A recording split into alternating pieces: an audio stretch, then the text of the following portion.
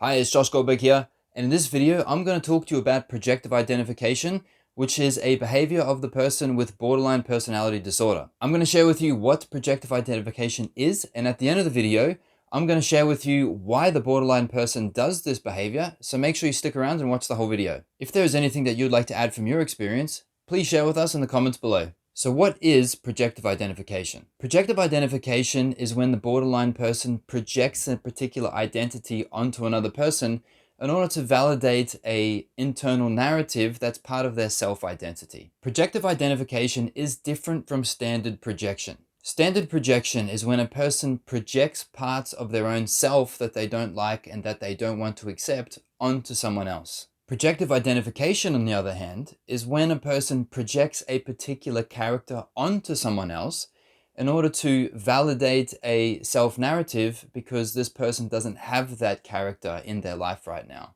So I guess you could say projective identification is like hiring an actor for a role in a particular movie.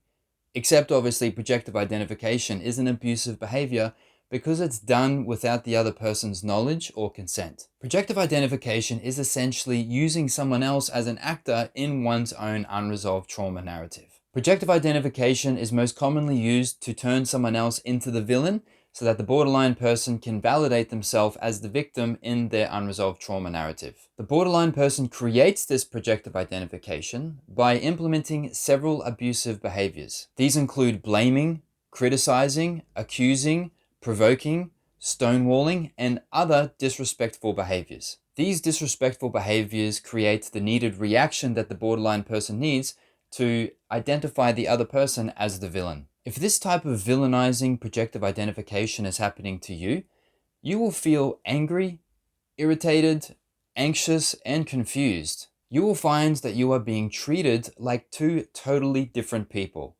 one good and one bad, sometimes on the same day. What on earth is going on? It is a horrible feeling to be painted as someone that you are not, especially when it is a bad character. So what makes a borderline person do this behavior? Projective identification is a psychological response to ongoing childhood emotional trauma. The psychological function of changing one's identity in their mind is a self-protection mechanism which is created in a childhood environment where the child is stuck with unpleasant and dysfunctional family members that they're not able to get away from. To make themselves feel safer in this unpleasant environment, the child develops something called omnipotent control, which the child has a perceived control over the environment, including the identity of each person in this environment. If these defense mechanisms of projective identification and omnipotent control are not worked through, resolved, and jettisoned, the person can carry these defense mechanisms into their adult lives and into their adult relationships. This causes havoc to their adult relationships. The function of projective identification is to validate a self-narrative. Most commonly, the self-victim narrative. The borderline person will create a projective identification episode if they experience a childhood trauma trigger, or if they experience an emotional flashback, or if they are feeling criticized, rejected, stressed, or scared. Projective identification is something that happens inside of the borderline person and no one else causes it to happen. So projective identification or a splitting episode can happen without the other person's awareness or any warning. So remember, if the borderline person doesn't have that needed character in their life right now to validate their unresolved self-trauma narrative, they will use projective identification to create this needed character to validate this narrative using the other person as a stand-in. If the borderline person needs a villain, they will project a villain identity onto someone. If they need a positive character, they will project a positive character onto someone else, even if this someone else is actually a bad person. And this is a key thing that creates a repeating cycle of abusive relationships. Initially, the person that the projective identification is happening to